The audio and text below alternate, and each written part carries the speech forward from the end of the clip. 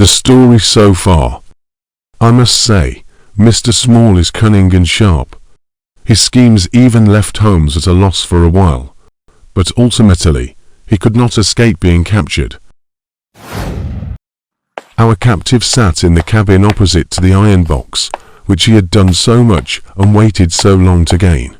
"Well, Jonathan Small," said Holmes, lighting a cigar. "I am sorry that it has come to this." "And so am I, sir." Small answered frankly. "It was an evil day for me when first I clapped eyes upon the merchant Ahmed and had to do with the Agra treasure, which never brought anything but a curse yet upon the man who owned it. To him it brought murder. To Major Sholto it brought fear and guilt. To me it has meant slavery for life." "Have a cigar," said Holmes. "You are under the charge of Mr. Athelney Jones, of Scotland Yard. He is going to bring you up to my rooms, and I shall ask you for a true account of the matter." At this moment Athelney Jones thrust his broad face and heavy shoulders into the tiny cabin. "We will be at Vauxhall Bridge presently," said Jones, "and shall land you, Dr. Watson, with the treasure box. You will drive, no doubt." "Yes, I shall drive." They landed me at Vauxhall, with a bluff, genial inspector as my companion. As I stood at Mrs. Cecil Forrester's front door, I took a deep breath. I knew Holmes had made this special request to Jones to fulfill my wish, but did I really still have a chance? Miss Morstan was in the drawing room. At the sound of my footfall, she sprang to her feet, however, and a bright flush of surprise and of pleasure coloured her pale cheeks. "I never dreamed that it might be you," she said. "What news have you brought me?" I putting down the box upon the table, and my heart was heavy within me. "Is that the treasure then?" She glanced at the iron box, asked coolly. "If I have it, I owe it to you." No, I answered. Not to me, but to my friend Sherlock Holmes. With all the will in the world, I could never have followed up a clue which has taxed even his analytical genius. As it was, we very nearly lost it at the last moment. "Pray sit down and tell me all about it, Dr. Watson," said she. I narrated briefly what had occurred since I had seen her last. When I spoke of the dart which had so narrowly missed us, she turned so white that I feared that she was about to faint. "It is nothing," she said, as I hastened to pour her out some water. "I am all right again. It was a shock to me to hear that I had placed my friends in such horrible peril." "That is all over," I answered, with a bit of bitter. "Let us turn to something brighter. There is the treasure. I got leave to bring it with me, thinking that it would interest you to be the first to see it." Small threw the key in the Thames, so I had to borrow Mrs. Forrester's poker to open it. There was in the front a thick and broad hasp, wrought in the image of a sitting Buddha. Under this I thrust the end of the poker and twisted it outward as a lever. The hasp sprang open with a loud snap. With trembling fingers, I flung back the lid. We both stood gazing in astonishment. The box was empty. "The treasure is lost," said Miss Morstan calmly. As I listened to the words and realized what they meant, a great shadow seemed to pass from my soul. "Thank God!" I ejaculated from my very heart. She looked at me with a quick, questioning smile. "Why do you say that?" she asked. "Because you are within my reach again," I said, taking her hand. She did not withdraw it. "Because I love you, Mary, as truly as ever a man loved a woman. Because this treasure, these riches, sealed my lips. Now that they are gone, I can tell you how I love you. That is why I said, thank God." "Then I say thank God, too," she whispered, as I drew her to my side. Whoever had lost a treasure, I knew that night that I had gained one. Although I had gained the most precious treasure in the world, the loss of the treasure meant a significant reduction in the rewards for everyone else involved in this night's work. Athelney Jones looked bad when I go to Baker Street and showed him the empty box. Jonathan Small leaned back in his chair and laughed aloud. "This is your doing, Small," sighed Jones angrily. Yes, I have put it away where you shall never lay hand upon it. He cried exultantly. I tell you that no living man has any right to it, unless it is 3 men who are in the Andaman convict barracks and myself. This is the true meaning of the sign of 4. You'll find the treasure where the key is, and where little Tonga is. This is a very serious matter, Small, said the detective. If you had held justice. Justice, snarled the ex-convict.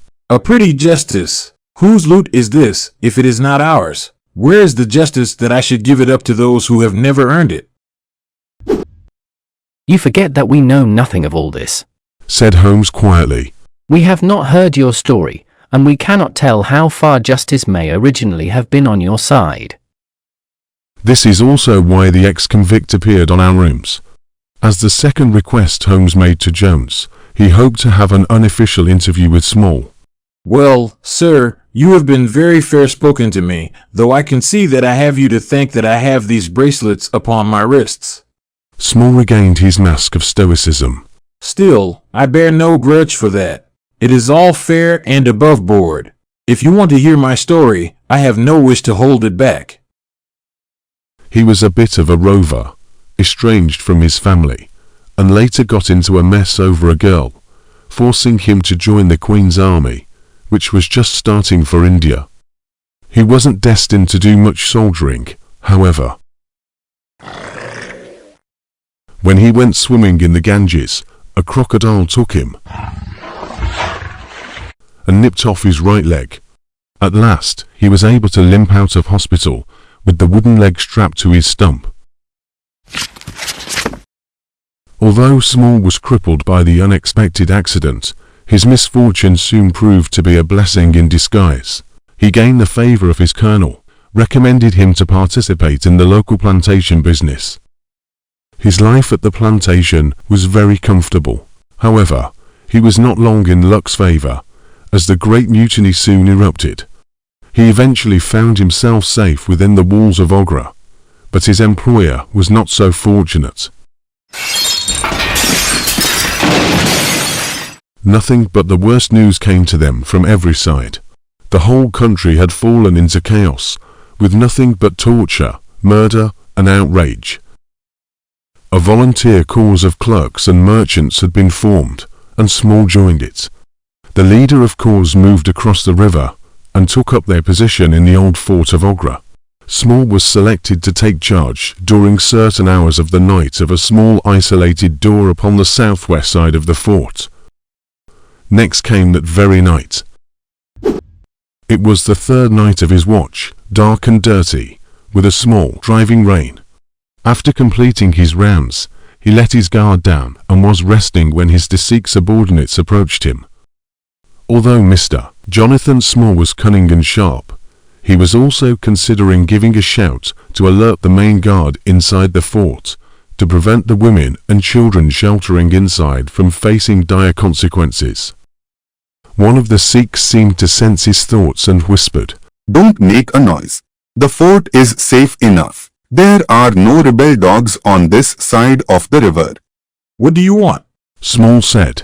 I tell you now that if it is anything against the safety of the fort, I will have no truck with it. "It is nothing against the fort," replied the taller and fiercer of the pair, the one they called Abdullah Khan. "It is about the great treasure. If you join us tonight, we swear you will receive your fair share of the loot. A quarter of the treasure will be yours." After Small swore as the pair requested, he finally learned the origin of the treasure. There was a Roger in the northern provinces who had much wealth. When the troubles broke out, he made such plans that, come what might, half at least of his treasure should be left to him. The most precious stones and the choicest pearls that he had he put in an iron box, and sent it by a trusty servant, who, under the guise of a merchant, should take it to the fort at Agra, there to lie until the land is at peace. This pretended merchant had a travelling companion, Dust Akbar, the foster brother of Abdullah Khan, who knew his secret. Dust Akbar had promised this night to lead him to a side postern of the fort, and had chosen this one for his purpose. As the wanderer who has endured much suffering and hardship, Small had already made up his mind. I am with you, heart and soul, said he. When Small agreed to participate in the ambush, the fate of the poor merchant was sealed.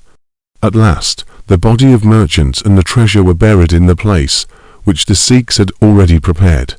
They agreed to conceal the treasure in there until the country should be at peace again. Next day Small drew 4 plants, 1 for each of them, and put the sign of the 4 of them at the bottom, for they had sworn that we should each always act for all, so that none might take advantage. They underestimated the suspicious nature of the Raja, however, as another of the Raja's servants secretly trailed the poor merchant. Their crime was exposed the next day, and they were brought to trial on charges of murder. Fortunately, the Raja had been deposed and driven out of India, so the secret of the treasure remained known only to the 4 of them. During the long imprisonment, Small was eventually transferred to Blair Island in the Andamans, where he encountered familiar figures, Major Sholto, Captain Morstan, and the little Andaman Islander. The story that unfolded in the Andaman Islands was quite similar to Holmes's deductions. Major Sholto and Captain Morstan gained Small's trust and obtained the treasure map. However, Major Sholto eventually betrayed them, taking the treasure back to England alone to live a life of luxury.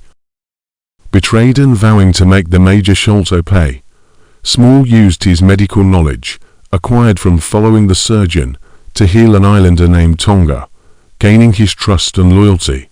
With Tonga's help, Small eventually escaped the Andaman Islands and, after many difficulties, returned to England. The rest of the story is what we know now. The only notable point is that Small confirmed our earlier suspicion. It was indeed Islander Tonga who had taken it upon himself to kill Mr. Bartholomew Sholto. I don't believe that I can swing over the job, he said frankly. If it had been the old Major, I would have taken revenge with a light heart. But it's cursed hard that I should be lagged over this young Sholto, with whom I had no quarrel whatever. Well, and there is the end of our little drama, I remarked, after we had sat some time smoking in silence. I fear that it may be the last investigation in which I shall have the chance of studying your methods. Miss Morstan has done me the honour to accept me as a husband in prospective. He gave a most dismal groan. I feared as much, said he. I really cannot congratulate you. Have you any reason to be dissatisfied with my choice? I asked. Not at all. I think she is one of the most charming young ladies I ever met, but love is an emotional thing, and whatever is emotional is opposed to that true cold reason which I place above all things. I should never marry myself, lest I bias my judgment. Really? I said, laughing. I must say, I look forward to the day when you find yourself in this situation as well. For me, said Sherlock Holmes. I suppose you'll never see that day.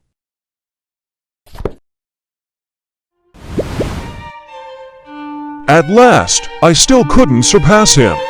While I have to thank him for restoring my credit, next time it will definitely be me, Athelney Jones, who cracks the case first.